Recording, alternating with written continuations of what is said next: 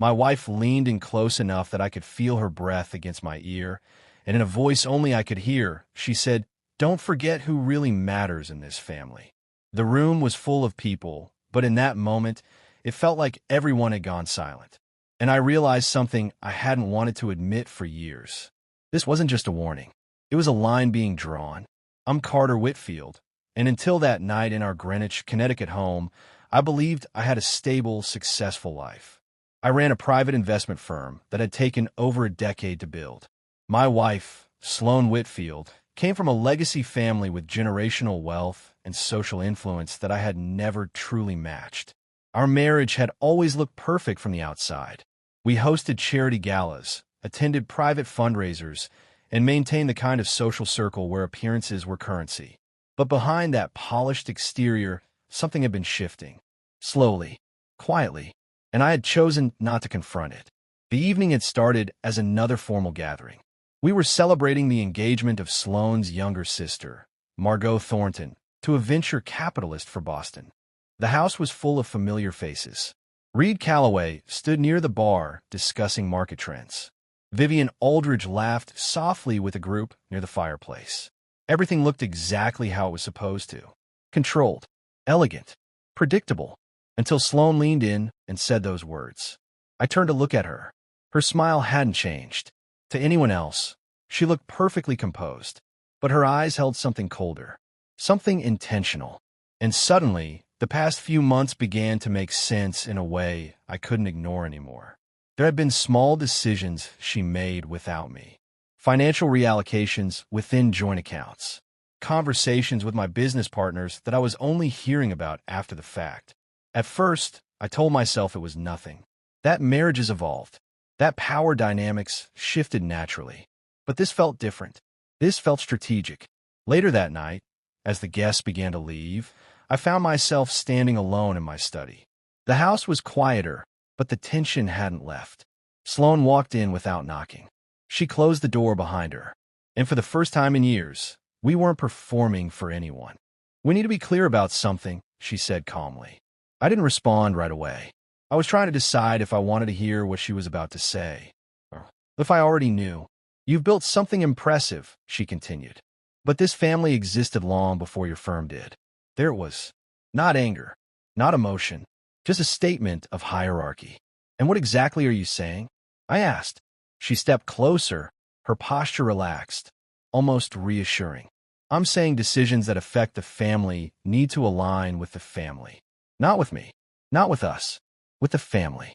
And suddenly, I wasn't sure where I stood in that definition anymore. Over the next few days, I started paying closer attention. Not reacting, just observing. I reviewed our financial structures, the trusts, the shared assets, the investments tied to both my firm and her family's holdings. And what I found wasn't illegal. It wasn't reckless. It was calculated. Gradual shifts that increased her control while maintaining the appearance of balance. I realized something uncomfortable. This wasn't a sudden move. This had been happening for a long time. I had just been too focused on growth to notice the redistribution of influence happening right beside me. A week later, I had lunch with Nolan Prescott, one of my earliest partners. We sat in a quiet restaurant overlooking the harbor. He didn't waste time. "She's been reaching out directly," he said. I kept my expression neutral. For what purpose? To discuss long-term alignment. That phrase again, carefully chosen, deliberately vague. "And you didn't think to mention this earlier?" He leaned back slightly. "I assumed you were aware." That was the moment everything shifted, not because of what he said, but because of what it confirmed. The perception wasn't that she was stepping in. The perception was that she already had authority, and I had been the one out of alignment. Before we go further, think about this for a second. If you were in Carter's position, would you confront it immediately, or would you wait to understand the full picture first? I chose to wait, not out of fear, but because reacting without clarity would only reinforce the narrative she was building. At home, nothing had changed on the surface. Sloane still moved through the house with the same effortless confidence. She still spoke with the same calm precision. But now I could see the structure behind it. Every conversation had a purpose. Every decision had a direction. One evening, I asked her directly, "Why didn't you involve me?" She didn't look surprised, as if she had been expecting the question. I did, she said. You just weren't paying attention. There was no accusation in her tone, just observation. And that made it harder to argue against. Because part of it was true. I had been focused elsewhere. I had trusted the balance to maintain itself. I had assumed partnership meant equal awareness. But assumption isn't structure. And structure is what determines control. The real turning point came 2 weeks later. A proposal was presented to restructure a portion of my firm's external partnerships. On paper, it looked beneficial. More stability, stronger backing, lower risk exposure. But buried in the details was a shift that would tie the firm more closely to her family's financial network. It wasn't ownership, but it was influence. Sustainable, expanding, difficult to reverse once established. I sat with that document for a long time. Not because I didn't understand it, but because I understood it too well. This wasn't about control in an obvious sense. This was about integration, and integration meant dependence. That night, I didn't go home immediately. I stayed at the office, reviewing every clause again, running scenarios, projecting outcomes. By the time I walked into the house, it was late. Sloan was in the living room, reading. She looked up as I entered. No tensión, no urgency, just patience. You've seen it, she said. It wasn't a question. Yes, I replied. And I walked over slowly, placing the document on the table between us. It's well structured, I said, but it changes the foundation of what I built. She closed her book. That's the point, she said quietly. Not defensively, not aggressively, just honestly. And in that moment, I understood something I hadn't before. She didn't see this as taking something from me. She saw it as aligning everything into something stronger, something unified, something that, in her perspective, protected the family as a whole. But that didn't mean it protected me as an individual. And that difference mattered. A lot. So I asked the only question that actually mattered. If I say no, what happens? She held my gaze.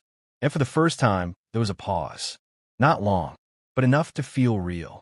Then we'll have to reconsider how things move forward, she said. There was again, not a threat, not explicitly, but a consequence. Measured, controlled. I nodded slowly, because I understood what she was saying without her needing to say it directly. Before you decide what Carter should do next, think about this carefully. Would you prioritize independence, even if it risks your relationship, or would you adapt to preserve stability? That night, I didn't give her an answer. And that, in itself, was an answer. Over the next few days, I began making adjustments. Quiet ones. Not reactive. Not emotional. Structural. I reviewed my firm's governance. Reassessed key agreements. Reconnected with partners who had been more distant. Not to counter her, but to reestablish clarity. Because clarity changes perception, and perception changes power. When I finally sat down with her again, the conversation was different. Not confrontational. Not defensive. Just direct. I'm not signing it, I said. She didn't react immediately. She studied me for a moment, as if evaluating whether this was a temporary position or a final one. And what does that mean for us? She asked. It means we redefine what family alignment actually looks like, I replied. There was a long silence. Not uncomfortable, but significant, because for the first time, we were both acknowledging that the structure of our relationship had to change. Not in appearance, but in reality. We didn't argue. We didn't raise our voices. But something shifted.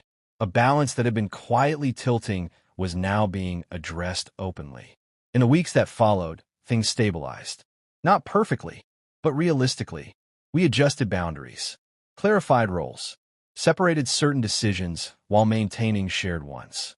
It wasn't ideal, but it was functional. And more importantly, it was honest. Looking back, that moment at the party wasn't the beginning of the conflict. It was just the first time it was spoken out loud. And sometimes, that's all it takes to force everything into the open. Not a fight, not a breakdown, just a sentence. Quiet, precise, impossible to ignore.